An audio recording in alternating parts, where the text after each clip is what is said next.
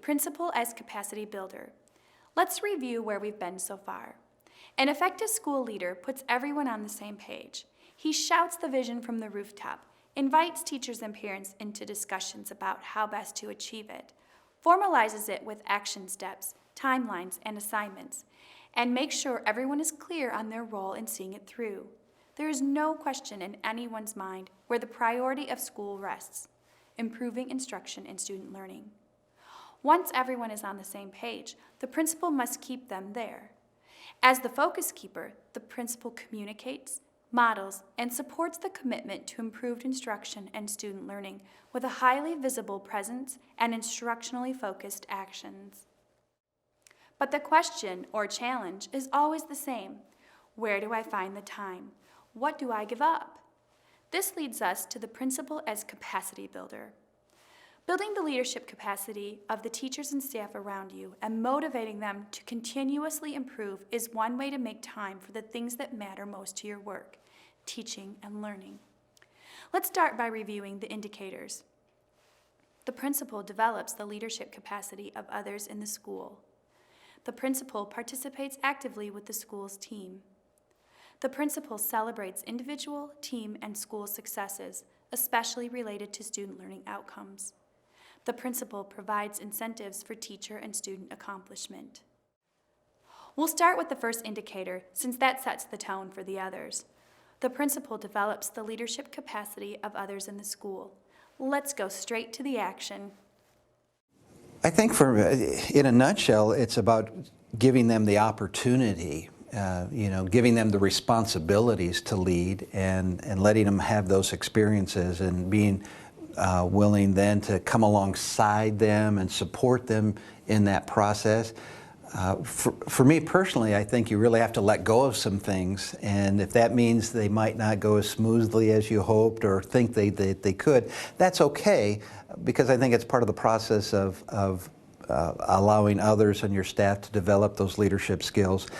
And that's so important to do that too, because it takes more than one person, even in a small school, to pull it all together and make it happen. And you need those teacher leaders, you need those parent leaders to be a dynamic part of the process. According to research, schools successful at sustaining school improvement build leadership capacity through the characteristics of broad-based, skillful participation in the work of leadership, inquiry-based use of information to inform shared decisions and practices, roles and responsibilities that reflect broad involvement and collaboration, reflective practice and innovation as a norm, and expectation for high professional practice and student achievement. Leadership capacity is imperative to sustaining school improvement and student learning. It must be embedded into the school environment in order for success to be achieved. The school leader believes that collaboration is essential to improving student learning. She believes that leadership is what you do as a team to put things in place that work for kids. Leadership sustains improvement.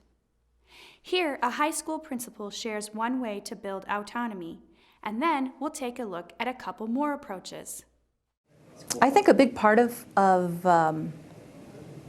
building the leadership, distributing that leadership, is allowing the people that are involved in this the autonomy to take their ideas and run with them, present them. Also, they're the ones that are in the trenches working with the students and also with their coworkers and getting a real feel for what the needs are in our building. So giving them that autonomy to use their ideas and be creative.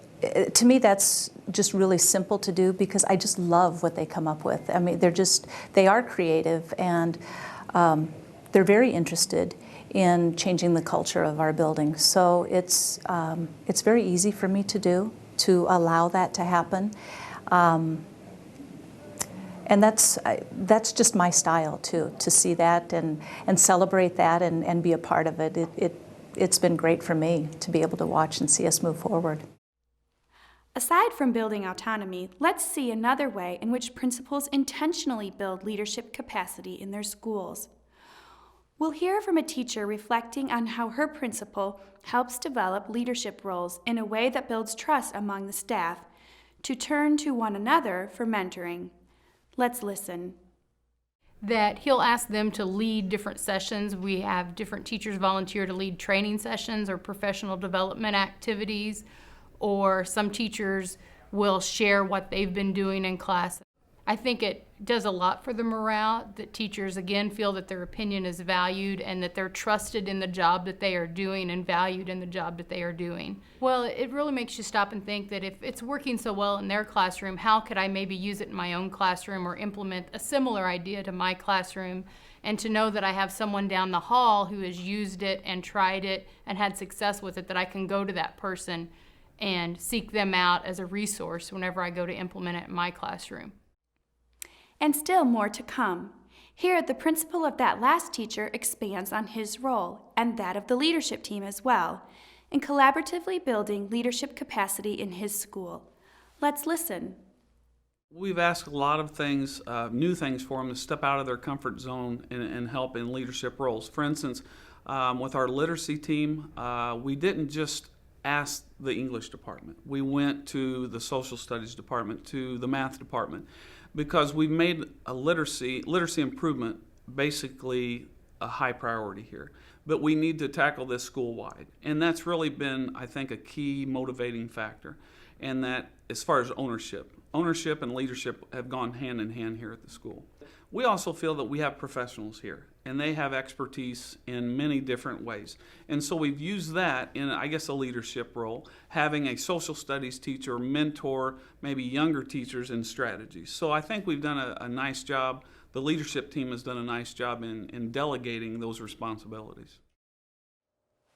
Let's go back to the course introduction. When a school operates as a system of leadership, neither time nor individual turnover can undo the accomplishments of hard collaborative work. Leadership capacity can be built in a number of ways: professional development, coursework, internships, mentoring, increasing responsibilities, and teaming. And while the school leader can create opportunities for many of these activities to occur, the one aspect that he has direct influence on is teaming. A strong leader uses teams for the purpose of identifying challenges to teaching and learning, assembling solutions, and replicating successes. By engaging teachers, staff, and, when appropriate, parents in this very important work, the principal provides job-embedded leadership development for everyone. We can study leadership and philosophize about it, observe it, and climb our way up to it. That all plays a role in building leadership capacity, but nothing replaces the actual practicing of it. Let's listen to leadership capacity building in action as we hear from two teachers. Rebecca Fillian's she's a great leader, and she likes to have a lot of people around her who do different things, who are in charge of different things. So she likes to kind of spread the wealth, so to speak, so that there are a lot of us in the building who kind of have ownership of how the building is run. She ultimately makes the decisions, but she's not the type of leader who's going to have one person right underneath her. She's going to have a bunch of people underneath her that she can count on and go to. As she came into our community, she got to know each of us, and each of us, we bring an amazing talent, and we all have strengths. And so she finds ways for all of us to feel like we're contributing. I think the way that Becca functions with different people sharing different responsibilities has really been powerful for our school. In our school, we use a lot of the elements from the responsive classroom, talking about teaching children to care. And when kids care about their classroom and their classmates, they care about their learning. It's actually worked very nicely for teachers here too, that when you're given the opportunity to shine and use your strength and you're acknowledged for it, there's this level of caring about coming and being part of the community. And we're a little school, and so with everybody sharing different responsibilities, It's really a meaningful experience. So Becca's dynamite at that. For this team of teachers, it was the relationship building piece that helped build their leadership capacity. What works in your building? This next indicator may serve as a bit of a recap for what we just observed, but it's worth giving it its own dedicated attention. The principal participates actively with the school's teams. We've already seen and heard some of the ways this occurs, working with instructional teams on the development of unit plans and benchmarking systems, for example. A leadership team comprised of the principal and team leaders from the instructional teams meet twice per month to facilitate communication and coordination among the grade levels and departments of the school. A school community council, including parents as the majority of its members, focuses on the areas where the responsibility of the school and home overlap. Our course on school community shows how a school community council can be powerful in engaging parents in support of children's learning. Are you beginning to see how the principal's role as same-page maker, focus keeper, and capacity builder all work together? Building capacity requires that everyone is on the same page and that the focus and attention on teaching and learning is maintained. Participating actively with the school's teams is a very effective way to achieve this. For one, it provides a natural platform to collectively discuss, demonstrate, and decide what good instructional practice looks like and what must happen in order to find it in every classroom. It also provides team members the opportunity to enhance and expand their leadership skills. Working together, tackling tough problems, reaching consensus, analyzing data, sharing effective practices, implementing changes, these are all behaviors of leadership. Let's begin the action footage with the school community council sharing how valuable the active participation of their principal is in their success.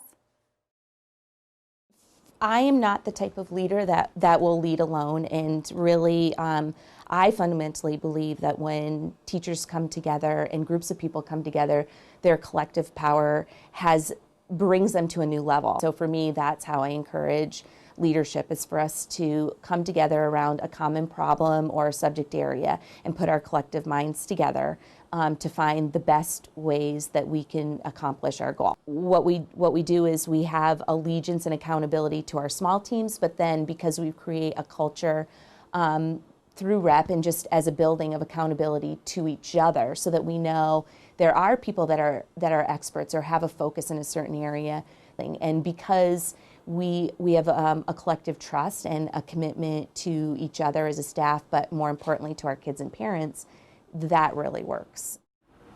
I think that the big thing was that she was able to implement our staff in this new multi-age literacy team model, and really put a lot of thought into creating those teams and balancing the people on those teams with their areas of expertise, and has helped provide the supports needed, say time, professional development, and such to get those teams off and going. Yeah, she also takes part in the teams by coming to just talk about how the team is functioning. She had us do a little survey to talk about what style we are, whether we tend to be a leader or a challenger in the group, and she came and talked with us about that and had us really look at the data and decide what that meant for us and what we would need to think about to work better. Our team is awesome. Our team is awesome. Seems like they all find that having a leader active on teams enhances what they do, wouldn't you agree?